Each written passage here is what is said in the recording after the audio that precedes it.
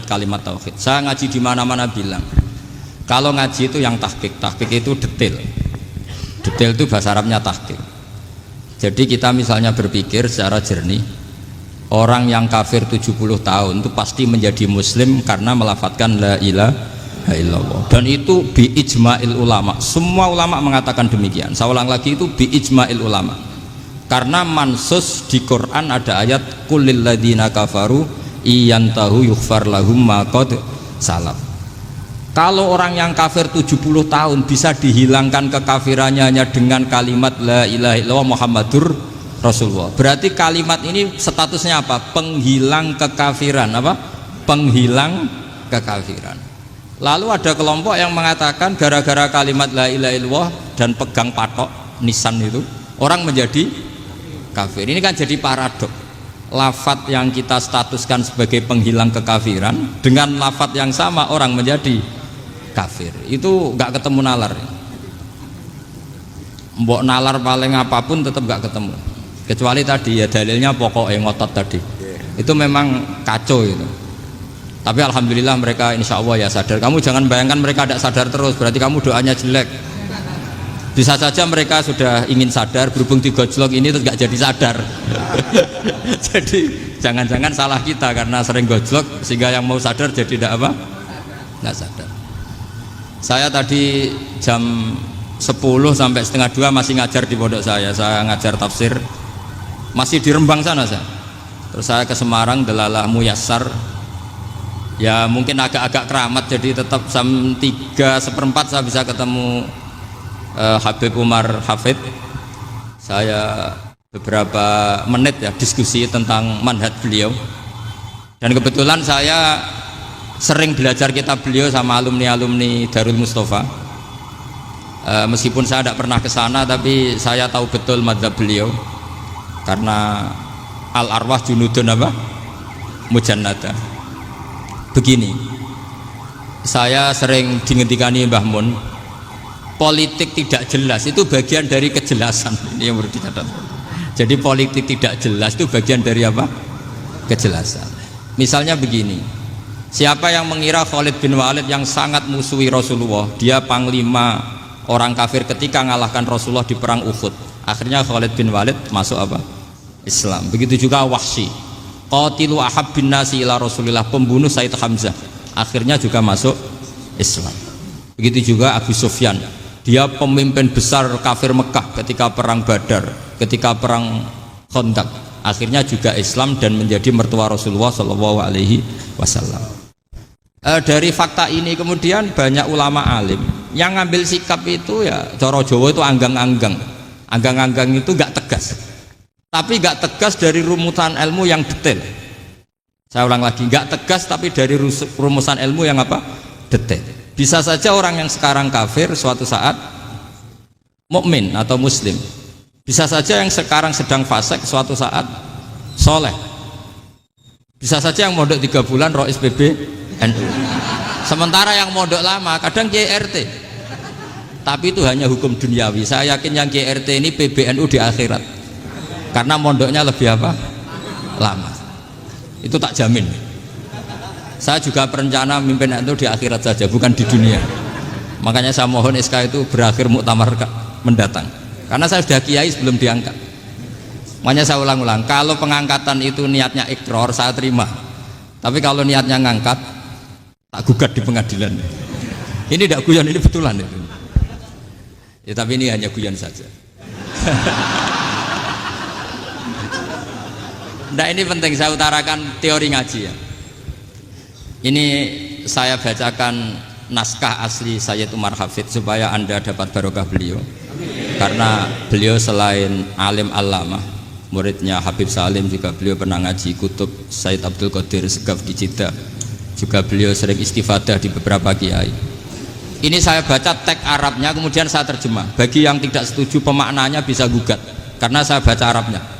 Yang nggak setuju pemaknanya bisa gugat, tapi tak jamin kalah karena saya paham betul teksnya maknanya seperti itu. Logikanya tadi ya, ketika Rasulullah ngambil sikap tegas kepada qatilu Hamzah yaitu Wahsy, dan ketika Rasulullah ngambil sikap tegas pada orang-orang yang mengalahkan beliau di perang Uhud, kaifa yuflihu qaumun fa'alu bi anbiya'ihim hakadha. Bagaimana mereka jadi orang benar atau orang yang dapat kebahagiaan kalau mereka perlakuannya seperti Nabi seperti ini, yaitu Nabi sujja wajhu masyhur wa kusirat ruba, yaitu Nabi itu wajahnya terluka, gigi serinya tanggal. Orang-orang seperti ini tuh nggak akan bejo kalau orang Jawa, nggak akan falah.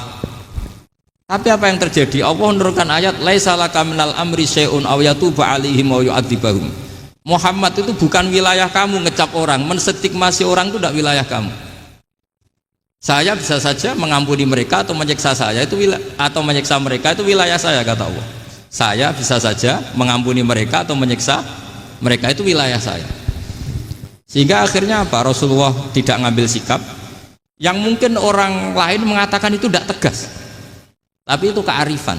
Betul, akhirnya Wahsy malah masuk Islam. Khalid bin Walid panglimanya juga masuk Islam. Dan beberapa orang kafir juga masuk Islam, termasuk mimbenihim, ketuanya yaitu Abu Sufyan. Ini penting saya utarakan. Makanya ini saya baca pembenaran dari konstruksi pikiran tadi. Nah ini supaya khas. Ini khasnya orang mondok 10 tahun nih. Jadi ini tak baca ini. Nah, biar jelas ini nanti tagnya persis ya, tidak saya rubah. Ini di kitabnya Habib Umar Hafid, namanya itu Taujihun Nabi Limardoti Bari.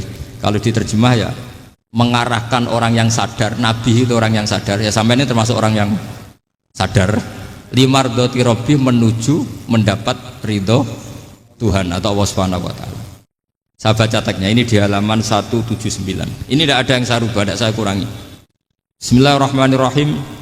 Fala buddha an wattina qulubana ala annana khodamatu ahli hadal qaul wa yattali'u Allah min qulubina annana na'taqidu imkaniyata ayyasfa'a fi ahadina yaumal qiyamati man huwal ana kafirun yuslimu faya'lu sya'nu indal haqqi fayakunu sababan li kholasika fil qiyamah yumkinu dzalik.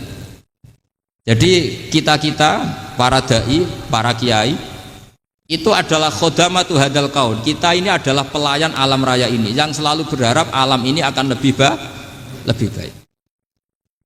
Orang yang sekarang sedang kafir bisa saja nanti yang nyafaati kamu di akhirat, yaitu mereka masuk Islam lalu Islamnya lebih serius, akhirnya punya hak syafaat.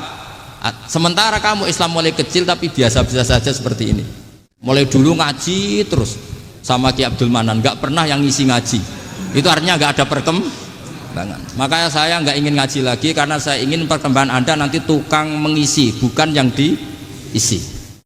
Kalau saya nanti ngaji lagi di sini, artinya Anda kalau tetap mendengarkan itu tidak ada perkembangan. Pantas saja semulang Gus Bahak sampean sing ngaji. Sekali-kali ada perkembangan, saya ngaji sampean yang mulang, itu bagus ya. Meskipun itu perkembangan yang menyesatkan.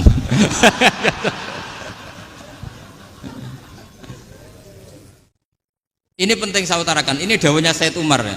Orang yang sekarang sedang kafir bisa saja orang ini nanti nyafaati kamu, yaitu beliau orang ini Islam, kemudian Islamnya serius, maka punya hak syafaat. Sementara kamu Islamnya biasa-biasa saja. Itu masyhur kayak Sayyidina Umar. Sayyidina Umar Islam di hari itu langsung makomnya makom yang a'la, sehingga mengalahkan yang sudah Islam lebih lama. Karena Islamnya Umar itu menjadi izzatul Islam betul. Makanya jangan benci orang tegas teman-teman, kadang ya ada baiknya. Abu Bakar itu sudah Islam tapi layinal janib, orangnya santun. Kalau dipisoi orang yang menengahi lah, kira-kira seperti itu. Begitu juga Bilal, Ammar, Suhaib. Singkat cerita, Rasulullah itu sering dibully ya, sering disiksa orang-orang kafir. Rasulullah berharap, wah kalau yang Islam gini terus repot.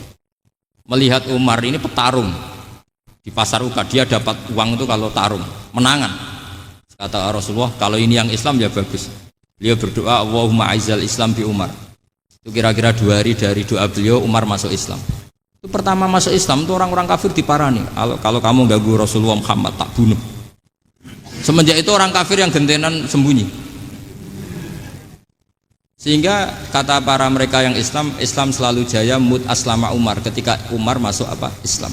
Itu dalam 1 hari Islam itu Rasulullah sudah ngendikan Umar yang Islam sehari ini imannya kalau ditimbang separuh ahli dunia masih unggul sama Islamnya Umar. Nah bisa saja seperti itu. Jadi saya minta sama teman-teman yang mencintai ilmu, tidak tegas itu bagian dari ketegasan dalam ilmiah, karena kita ini tidak mengendalikan dunia, tidak mengendalikan hidayat, hanya Allah piyambak yang ngasih apa?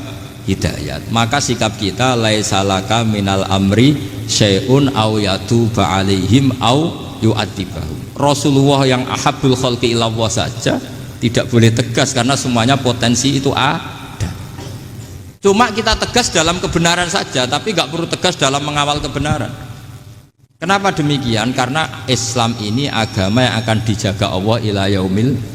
Yang jaga Islam bukan PBNU, bukan PP Muhammadiyah, bukan kiai. Yang menjaga Islam namung Allah Subhanahu wa taala.